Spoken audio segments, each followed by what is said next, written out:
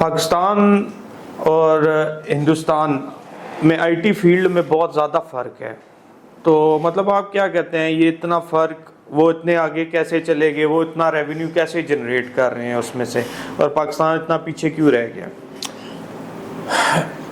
ہندوستان کے جو میری معلومات ہے اس میں ان کی جو سالانہ انکم ہے، پورے پاکستان کا جو ابھی قرض ہے وہ 131 ارب ڈالر کا ہے پورے پاکستان کا، اور جو میری معلومات ہیں اس کے اندر 200 ارب ڈالر ہندوستان کا سالانہ آئی ٹی سے ریونیو آتا ہے، اور پاکستان کا صرف 1 ارب سے لے کر 1.5 ارب ڈالر۔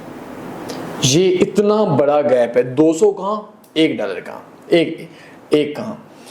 اب اس کی بنیادی وجہ یہ ہے کہ ہمیں ہماری بیسکس کا مسئلہ ہے، ہماری یونیورسٹیز اور ہمارے کالجز، اور اس کو ہم بنیادی لیول پہ ہم لوگوں کو، ہمارے بچے کو، بلکہ ہمارے ٹیچر کو بھی آئی ٹی فیلڈ سے دور رکھا جا گیا ہے۔ ہندوستان میں یہ نہیں ہے، ہندوستان میں جب بیسک سے جب آپ اوپر آئیں گے، یہ بنیادی وجہ ہے۔ بیسک سٹڈیز تو ہمیں بھی پڑھائی جاتی ہے، مطلب ہم بھی جب اسکول لیول میں تھے اس میں ہمیں بھی 5th 6th میں کمپیوٹر کی پراپر پڑھایا گیا۔ آپ کیا کہتے ہیں کہ ہم اس کو ایز اے انٹرپرینیور ایکسپلور نہیں کر رہے، یا ہمارے بچے جو ہیں آن لائن فیلڈ سے دور ہیں؟ اس کے لیے کیا پلیٹ فارم یوز ہو سکتا ہے کہ یہ بچے ہمارے جو ہیں آئی ٹی فیلڈ میں آئیں، ملک کو بھی فائدہ دیں، خود بھی وہ فائدہ اٹھائیں؟ میرا بچہ ہے 9 سال کا، اور 9 سال کا جو بچہ ہے نا، اس کو وہ گیم کھیلتا ہے، ایک پب جی گیم ہوتی ہے، ایک فری فائر ہوتی ہے، فری فائر کھیلتا ہے۔ میں اس کو یوٹیوب پہ لے آیا، بس تھوڑا سا اس کو احتیاط کر کے نا، تھوڑے سے دنوں کے اندر وہ انشاءاللہ اس کا چینل بھی آ جائے گا۔ وہ کیا کرے گا کہ جو اس کے اسکول کا لیکچر ہوگا، جو اس نے سیکھا، وہ یوٹیوب پہ ڈال دے گا۔ اب ہوگا کیا کہ ایک تو اس کی اسکول کی جو میتھ ہے، یا جو اس کی ایجوکیشن ہے، وہ بہتر ہو جائے گی، اور دوسرا اس کو آن لائن فیلڈ میں انٹرسٹ ہوگا۔ لیکن پاکستان کے اندر 20 22 24 سال کے نوجوان کو یہ بھی نہیں پتا کہ آن لائن فیلڈ کے اندر پیسہ کمایا جاتا ہے یا نہیں۔ وہ بندے کو اسکول کے اندر کیا سکھایا جاتا ہے، کتنی، آپ نے بولا کہ آپ لوگوں کو کمپیوٹر سکھائے، لیکن کمپیوٹر اور چیز ہے، آن لائن اور چیز ہے، آن لائن بزنس اور چیز ہے، کمپیوٹر اور چیز ہے، آن لائن ویب سائٹس بنانا اور۔